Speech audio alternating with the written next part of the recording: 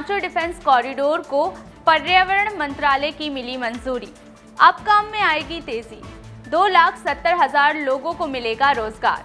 नमस्कार, मैं हूं आपके साथ रोशनी और आप देख रहे हैं IIMT न्यूज। हाजिर हैं फिर एक बार एक खास खबर के साथ। उत्तर प्रदेश के पांचों डिफेंस कॉरिडोर लखनऊ, कानपुर, अलीगढ़, झांसी और चित्रकूट में रक्षा इकाइयों को पर्यावरण मंत्रालय ने मंजूरी दे दी है। इसके बाद इन पांचों डिफेंस कॉरिडोर के औद्योगिक विकास का रास्ता भी साफ हो गया है। इसी के साथ पहले चरण में 20,000 करोड़ रुपए के निवेश में भी तेजी आई है। NOC मिलने के साथ ही न्यूनतम 2,70,000 नए रोजगार के रास्ते भी खुल गए हैं। Uttar Pradesh expressway industrial development authority ने 21 जून को पांचों डिफेंस कॉरिडोर के लिए पर्यावरण NOC की जानकारी दी। 18 जनवरी को पर्यावरण मंत्रालय ने सैद्धांतिक सहमति भी दे दी है और 21 जून को लिखित अनुमति भी प्राप्त हो गई है।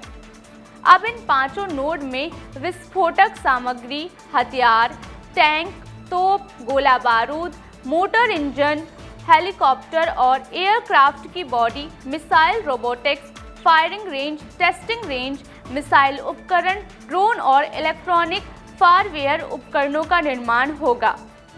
इन पांचों डिफेंस नोड को जल सप्लाई संयंत्र, waste management system, common influent treatment plant, zero liquid discharge, air quality monitoring system और शोर मॉनिटरिंग सिस्टम जैसे सुविधाओं से लैस किया जाएगा।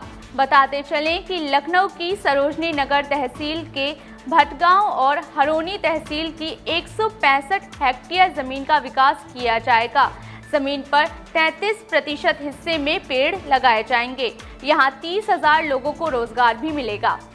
इसी तरह कानपुर डिफेंस कॉरिडोर के तहत 60 तहसील की 385 हेक्टेयर जमीन को भी ग्रीन क्लियरेंस मिल गई है। यूपीडा यहां 23,485 पेड़ लगाएगा। यहां इंजीनियरिंग और सेकेंडरी धातु कर्म से जुड़ी रक्षा इकाइयों को प्राथमिकता दी जाएगी। ये नोड 37,440 रोजगार देगा। चित्रकूट की करवी तहसील के अंतर्गत खुटेरा और बुक्ता बुजुर्ग की 102 हेक्टेयर जमीन को भी हरी झंडी मिल गई है।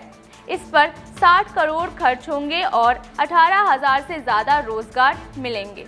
अलीगढ़ के डिफेंस कॉरिडोर के तहत अंडाला खेर और कोयल तहसील के गांव हेबतपुर, करसुआ, तीरथपुर, निमाना की 500 हेक्टेयर जमीन में इलेक्ट्रॉनिक युद्ध उपकरण, ड्रोन, टेलीस्कोप और छोटे हथियार बनेंगे।